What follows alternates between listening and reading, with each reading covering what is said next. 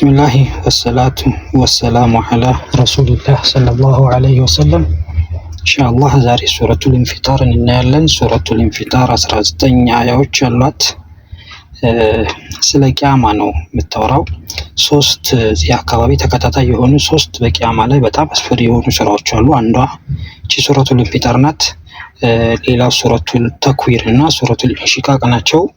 ይሄ ገለጻ አድርገው ማለት ቂያማ ሲከሰት ያሉትን በገለጻ መልኩ ወይም ደግሞ በስዕላዊ መልኩ እንድንቀርጸው አድርገው የሚያቀርቡ ናቸው። إذا السماء انفطرت عليه ሲጀምር በሱ ነው የሚጀምረው። ሰማይ በምትሰነጠቅ ጊዜ አለ።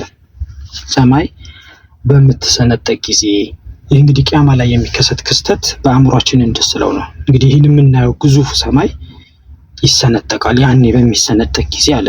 ከዛስ وإذا الكواكب انتثرت ያው ሰማይ ሲሰነጠቅ በሰማይ ላይ ያሉት ከዋክብቶች ደግሞ በሚበታተኑ ጊዜ በትንትናቸው በሚወጣ ጊዜ ማለት ነው። እነዚህ ተፈረት ፈጠረት የሚሉት ነገሮች ምንድነው? በራሳቸው ተነሳሽነት እንደሚያደርጉት ነው የሚያሳየው። ይሄ ምንድነው? በሰርፍ ላይ ሙጣዋዓ የሚባል ነገር አለ። ታዛዥነት ምንድነው? የአላህን ትእዛዝ ነው የሚጠብቁት እንጂ ይሄን ለመሆን ዝግጁ ናቸው ማለት ነው። ሰማያም ለመሰንጠቅ ዝግጁ ናት።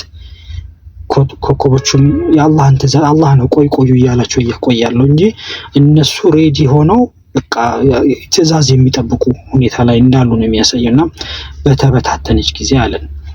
وإذا البحار فجرت ባህሮች ደግሞ በተደበላለቁ ጊዜ ድብል ማለት ምንድነው? አሁን በየብስ ልዩነት ያላቸው ባህሮች አሉ። ያ የብስ ይወገድና ሁሉም ወደ አንድ እንደሚመጡ ይሄ አንድ ስቴፕ ነው። ሌላ ቦታ ላይ ደግሞ ያው እንደገና ወደ እንደሚቃጠል የሚነግረን ቦታ አለ። እዚህ ጋር ግን ድብልቅ ብለው አንድ የሚሆኑበት ጊዜ የሚደባለቁበት ጊዜ። ይህ ሁሉ ቂያማ ቀን የሚከሰቱ ክስተቶችን በአእምሯችን እንድንስላቸው። እሺ በዚህ ጊዜ ምን ሆነ ስንል እንደገና وإذا القبور بعثرت ቀብሮች በተገለበጡ ጊዜ ምንድነው? ሲገለበጡ ማለት ውስጡ ያለው ሲወጣ ማለት ነው። ያው ቀብር ላይ ያለ ሰው በሙሉ ይወጣል ማለት ነው። በሚወጣ ጊዜ ይህ በሚሆንበት ጊዜ አለ አሊመት ነፍሱን ማቀደመት ወአኸረት። ይህ ሲሆን ነፍስ ያስቀደመችውንና ያዘገየችውን ነገር ታውቃለች አለ። ምንድነው ያስቀደመችውና ያዘገየችው የሚለው እንግዲህ ብዙ ተፍሲር አለ። ዑለማዎች የሚሉት የተወሰኑትን ለማየት እንሞክራለን። አንደኛ አሊመት ነፍሱን ማቀደመት ወአኸረት ማለት ቀደመትና አኸረት ፕራዮሪቲ የሚሰጡት ነገር ምንድነው? ቅድሚያ የምንሰጠው ነገር ምንድነው የሚለውን ታውቃለች ማለት ነው። ለምሳሌ እዚህ ዱንያ ላይ ስንኖር ብዙ ነገሮች አንድ ጊዜ ሁለትና ሶስት ነገሮች ይመጡብንና ምርጫ የምንሰጠው ጉዳይ አንዱን መምረጥ የሚኖርብን ሁኔታ ይመጣል። ያኔ ማንን ነው የምናስቀድመው? እንደዚህ አይነት እንግዲህ ምርጫዎች በመጡልን ጊዜ የምናስቀድመውንና ወደ ኋላ ያስቀረነው ነገር ያኔ ግልጽ ይሆናል። የቱን ማስቀደም ነበረብኝ፣ የቱን ማዘግየት ነበረብኝ የሚለው ግልጽ የሚሆንበት ጊዜ ማለት ነው። ለምሳሌ በሰላት ሰዓት ሰላት አለ። ንግድ ላይ ከንግዴ ጋር ተያይዞ በጣም የጦፈ ገበያ ሊሆን ይችላል። የቱን አስቀድም ያለው ነው እዚህ ጋር። እንደገና ሰላት አለ ከሌላም ከፊልም ጋር ከኳስ ጋር ከሌሎችም ከብዙ ነገሮች ጋር ሊጋጭብኝ ይችላል። ማለት ፕራዮሪቲ ወይም ቅድሚያ የምሰጠው ለማን ነው የሚለው ነገር ያኔ ግልጽ ይሆንልኛል።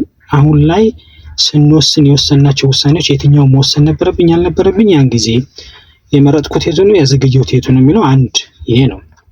ሌላኛው ደግሞ ስራ፣ ለምሳሌ ስራ ስንሰራ አሁን የምሰራው ስራ አለ። ከዛ ያ ስራዬ ወደ አኺራ ይሸገራል። ከዛ መስራት የነበረብኝ ደግሞ ማልሰራው አለ። ስለዚህ የሰራሁትና ያልሰራሁት ደግሞ ይሄን ግልጽ ይሆንልኛል። አንደኛው ሌላ ነው። ሌላኛው ደግሞ አንድ ስራ ሰራና ያ ስራዬ ምናልባት እኔም ከሄድኩ በኋላ ወደ ኋላ ሊቀጥል ይችላል ስራው። በጥሩም ቢሆን በመልካም ያ የሰራሁት ስራ ቀጣይነት ካለው የሰራሁት ስራ ይቀደም አለ። ወደ ኋላም ቀርቶ ደግሞ ለኔ የሚጠቅመኝ ስራ ከሆነ የሚጠቅመኛል፣ የሚጎዳኝም ከሆነ የሚጎዳኛል። ይሄንንም ታውቃለች ያቺ ነፍስ ማለት ነው። እና እነዚህ ይህ ነገር የሚያሳየን ምንድነው ማለት ነው? የምናደርጋቸው ነገሮች በሙሉ እያሰብን እየተጠነቀቀን ይህ ነገር ይሄ የማስቀድመውና የማዘገየውን የማውቅበትን ቀን የማላፍርበት ጉዳይ መስራት እንዳለብኝ ነው ማለት ነው የሚያሳይ። ይሄን አወቀች። ያንን ክስተቱን ከነገረን በኋላ ክስተቱ ላይ ይሄ ነገር ሲፈጠር ዛሬ የመረጥናቸው ምርጫዎች፣ ዛሬ የሰራናቸው ስራዎች የነገ ህይወታችን ወሳኝ ስለሆኑ አሁኑኑ አስበን እንድንሰራ ብሎ ነው ማለት ይሄን የሚነግረን አላህ ከእዝነቱ ነው። ገና ካሁኑ ይህ ነገር ከመከሰቱ በፊት እንዲህ በሚከሰት ጊዜ እንዲህ ትሆናላችሁ፣ እንዲህ በምትሆኑ ጊዜ ከማፈር ከሚያሳፍራችሁ ስራ ተቆጠቡ ሊለን ፈልጎ ነው። መታሊመት ነፍስ ማቀደመቱ አኸር ከዛ እንደው ማስከተልና ምን አለን? ያ አዩሃል ኢንሳኑ እናንተ የሰው ልጆች ሆይ ማ ወረረከ ቢረቢከል ከሪም ቸር በጣም ቸር በሆነው ጌታ ያታለለህ ምንድነው አለን። ይሄ በጣም ምንድነው እጭቅ ያለ ሐሳብ የያዘ ነው። አንደኛ ከሪም የሚለውን ስም ካሉት ስሞቹ የተጠቀመበት ምክንያት ምንድነው ባልን ከሪም ማለት ቸርነቱ ነውና ይህ ቸርነቱ የሚያዘናጋን ሰዎች ስላለን ይመስላል እዚህ ጋር ያመጣበት ምክንያት። ለምን አላህ መሐሪነቱ ወይም ቸርነቱ ስለበዛ አንዳንዶቻችን በምን እንሸወዳለን? አላህ ይምረኛል ብለን ራሳችንን የማይሆን ነገር ውስጥ የምንዘፍቅ ሰዎች አሉ። አላህ መሐሪ ነው፣ እዚህ ጋር መሐሪ አይደለም የሚለውን ነገር ለማምጣት አይደለም። ግን ሁሉም ነገር ምን አለው? ገደብ አለው። በገደቡ ልክ መሆን አለበት እንጂ ከገደቡ አልፈን አላህ መሐሪ ነው ብለን አላህን የሚያስቆጣ ነገር በተደጋጋሚ ከሰራን ልክ አላህ መሐሪ እንደሆነ ሁሉ በሌላ በኩል ደግሞ አላህ ያው እምቢ ያሉትን ሰዎችም እንደሚቀጣ ማሰብ ስላለብን ነው አላህም እየነገረን ያለው የኔ ቸርነት እንዳያታልላችሁ እያለን ነው ማለት ነው። እዚህ ጋር ቸር ነኝ፣ ቸርነቱ በጣም ሰፊ ነው። ግን አንዳንድ ሰው ይህን ቸርነት አላግባብ የሚጠቀምበት ስላለ ይሄ ነገር እያታለላችሁ ነው እንደ የሚለውን ያመጣል። እሱ ብቻ ነው ማለት ግን አይደለም። አሁን እዚህ ጋር የተነሳው የሚያታልለን አንዳንዶቻችን ቸርነቱ ስለሚያታልለን ያነሳው። ከዚህ ሌላስ ሸይጣን የሚያታልለን ሰዎች አለን፣ አለማወቃችን የሚያታልለን ሰዎች አለን። ገንዘብ ስላለኝ ልታለል እችላለሁ፣ ገንዘብ የሰጠኝ አላህ ስለወደደኝ ነው ልል እችላለሁ። ድሃ መሆኔ ድህነቴ ራሱ አላህ ድሃ ካረገኝ እኔ ለምን እንትንለታለሁ ብሎ የሚያታልኛል። ብዙ ነገሮች የሚያታልለን ሰዎች አሉ። እነዚህ ሁሉ ግን የነገ ህይወታችን በመወሰን ታሪክ ላይ መታለላችን በምን የትኛውን ምክንያት ብናመጣ በየትኛው ምክንያት ብንታለል የነገ ህይወታችንን አያስተካክለውም። ስለዚህ አሁን አትታለሉ። ከዚህ ቸር ከሆነ ጌታችሁ ቸርነቱ ትንሽ ማለት ቸርነቱ አንድ ሌላኛው የሚገልጽ ነገር ምንድነው? ከኛ የሚፈልገው ትንሽ ነገር ነው። ትንሽ ነገር እንኳን ብናስተካክል እንደሚቀበለን ያሳያል። ስለዚህ ያቺን ትንሽ ነገር ለማድረግ እንድንሞክር አንተ የሰው ልጅ ሆይ ከቸሩ ጌታ ምንድነው ያታለለህ እያለን ነው ማለት ነው። እና አላህ ከማይታለሉት ያድርገንና ቀጠለና ደግሞ ምን አለ? አለዚ ያ ደግሞ ጌታ ይህ ቸሩ ጌታ ማን ነው? ኸለቀከ የፈጠረህ ነው፣ ፈሰዋከ የቀረጸህ ነው፣ ፈዐደለከ ደግሞ ባላንስ ያደረገ ነው። ወይም ደግሞ ምንድነው አቋም ያለው አድርጎሃል። ይህ አቋም ደግሞ ምንድነው ነው? አንደኛ ቅርጻችን ራሱ ፊዚካሊ ያማረ ሰውነት ፈጥሮልናል። አንድ እሱ ነው። ግን እዚህ ጋር በፊዚካሊ ይወሰናል ማለት አንችልም። ሌላ ኢሞሽናል አለን ማለት ይሄ ስሜታዊ እንትን ሰጥቶናል። ያን ስሜታችንንም ምን አድርጎታል? ባላንስ አድርጎታል። ያንን ባላንስ ተጠቅመን በጣም ወደ ስሜታችንን ማድላት የለብንም፣ ስሜታችንን መግደል የለብንም ማለት ነው። ሌላ ኢንተለጀንስ አእምሯችን አለ። አእምሯችንንም ተጠቅመን ለኛ የሚጠቅመንን ነገር መወሰን አለብን። ይሄን ሁሉ ሲፈጥርላችሁ ይሄን ሁሉ ሲያደርግልን ይሄን ባላንስ ሲያደርግልን እኛ ፍትሃዊ ሆነን ነገ የሚጠቅመንን ነገር እንድንሰራ ነው። ይሄን ሁሉ አድርጌላችሁ ግን እናንተ አሁን በሌላ ነገር እየተታለላችሁ ነው የሚለን ይመስላል። ስለዚህ አላህ እንግዲህ ካልተታለሉት ያድርገንና ይሄን እንትናችንን መጠበቅ ይኖርብናል። እዚህ ጋር የሚያሳየን ስሜታችንን፣ አቅላችንን፣ ፊዚካላችንን ያስተካክለው አላህ። ለምንድነው እኛ ተሸውደን ወደ ሌላ እንዳንሄድና እሱ በሚፈልገው መንገድ ላይ ራሳችንን አስተካክለን ደግሞ እሱ የሚፈልገው ደግሞ መሀል መንገድ ነው። ስሜታችንን ጉዳት የለም፣ አእምሯችንም ይሄ የማያምንበት ነገር አይደለም ያመጣልን። ይህን ሁሉ ቀጥ ማለት መሐከለኛ ነገር አምጥሎን ያንን መሐከለኛ ነገር እንድንከተል ስለሆነ መሐከለኛ የሚያደርገን ከተፈጥሯችን ጋር የሚስማማ ነው ማለት ነው። እኛን መሐከላዊ ያደረገን ያመጣው መንገድ መሐከላዊ ነው፣ ያንን እንድንከተል ነው። አይ ብለን ግን ጠረፍ የምንይዝ ከሆነ አሁንም ራሳችን ነው መንጎዳው። ስለዚህ ወደ ጠረፍ እንዳንሄድ ባላንሳችን እንድንጠብቅ ወይም ደግሞ መሐከለኛነታችንን እንድንጠብቅ ነው ማለት ነው አላህ የሚፈልገው ከኛ። ቀጥለና ምን አለ? ፊ አዩስ በሚገርም ቅርጽ ላይ ነው ደግሞ እኮ የፈጠረን። ማሻ ረከበ በዚህ በሚገርም ቅርጽ ላይ ማሻ እሱ በፈለገው መልኩ ረከበከ ማለት ይሄ ረከበ ማለት ምንድነው? አንዱን ባንዱ ደረጃ በደረጃ ወይም ደግሞ ደረደረ እንደማለት ነው። ገጣጠመ እንደማለት ነውና ምንድነው እንትን ሲለን አሁን በልጅነታችን አለ የልጅነታችን ቅርጽ አለን። ከዛ እያለን እያደገን ስንል እነዚህ ደረጃ በደረጃ እኛን ምን እያደረገን ያመጣው በተለያየ መልኩ እያሳለፈን ያመጣን ያንን ነው በሚገርም አእምሯችንን ስሜታችን እነዚህን ሁሉ ደረጃ በደረጃ እያሳደግ ነው። በልጅነት የነበረኝ ስሜትና ትንሽ ከፍ ስል የሚኖረኝ ስሜት አንድ አይደለም። እንደገና ከፍ እያልኩ ሲሄድ 40 ዓመት ሲሞላኝ 60 ሁሉም ቦታ ላይ የተለያየ ሁኔታ አለ። በዚህ ሁሉ ምንድነው ፍትሃዊ አድርጎ አደላድሎ አሳድጎኛል። ስለዚህ ይህንን ያደረገላችሁን አላህ እንዲህ የሚያደርግላችሁን አላህ በምንድነው እሱን ትታችሁ በሌላ ነገር የምትታለሉት እያለን ነው። ካላ ኧረ ተከልከሉ፣ ይሄ ተገቢ አይደለም። በልቱ ከዚቡነ ቢዲን እንደው በመጨረሻው ቀን ታስተባብላላችሁ። ይሄን ሁሉ አድርጎላችሁ ፍትህ ይሄንን የማያሟሉ ሰዎች ፍትህ የሚያቀርቡበት ፍትሃዊ ቀን የፍርድ ቀን አለ። በሱ ቀን ታስተባብላላችሁ እንዴ? ኧረ አይገባም እያለን ነው።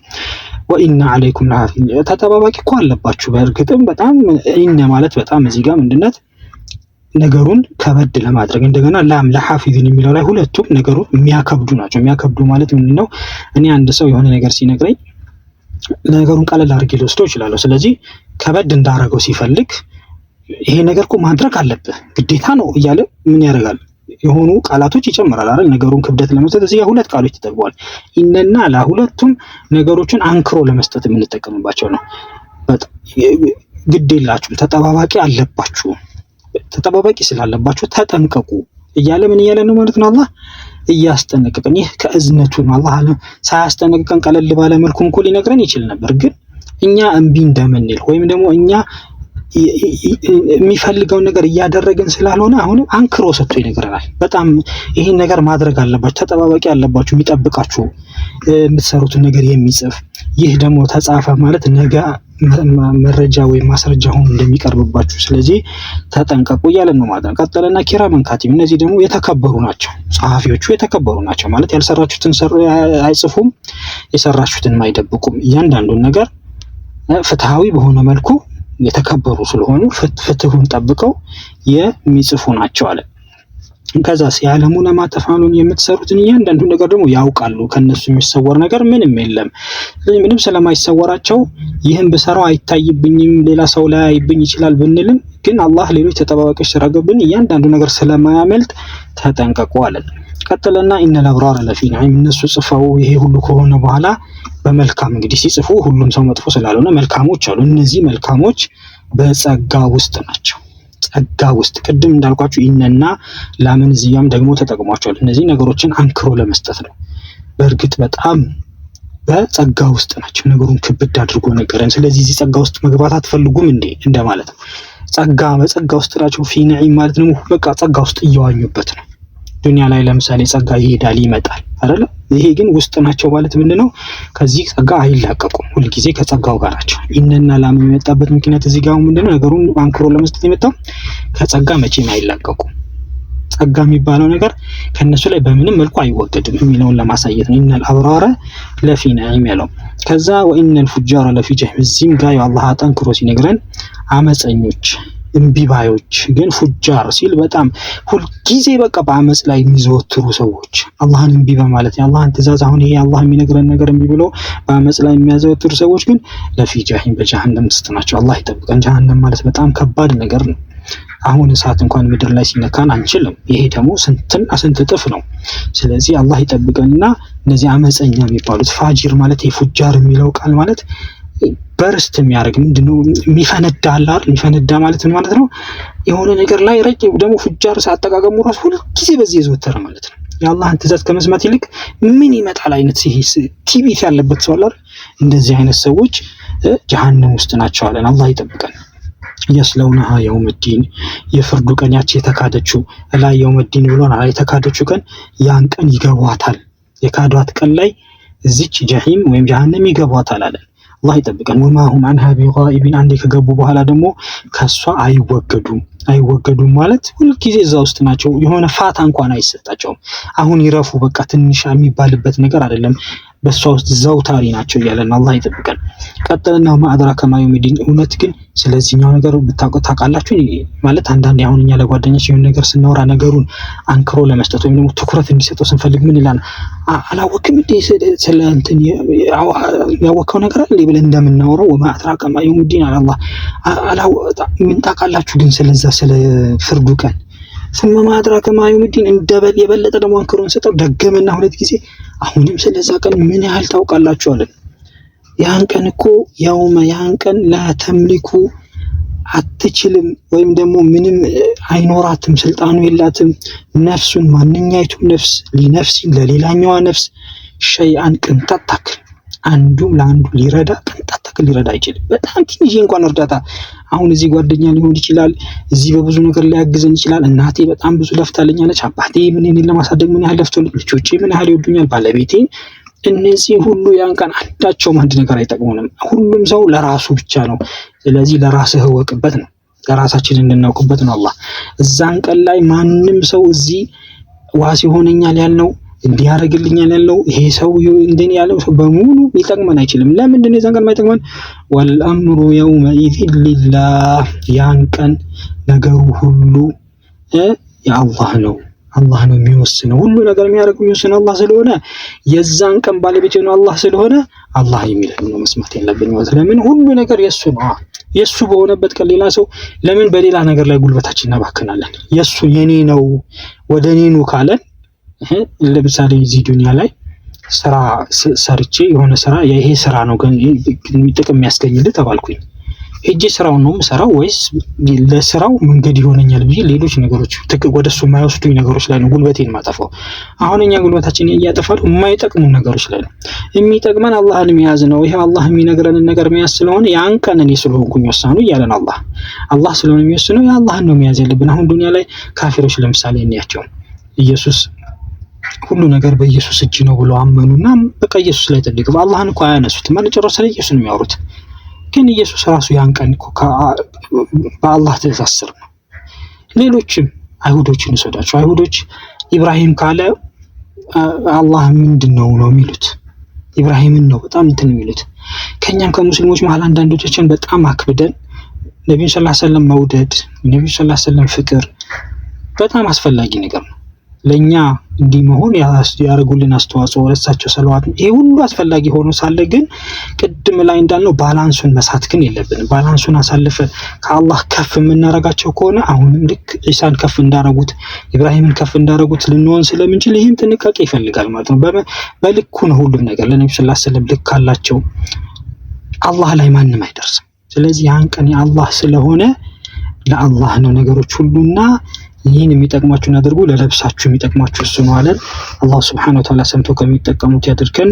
አላህ እንግዲህ ጀነት ከሚገቡት ያድርገን። ሰላም አለይኩም ወራህመቱላሂ ወበረካቱ።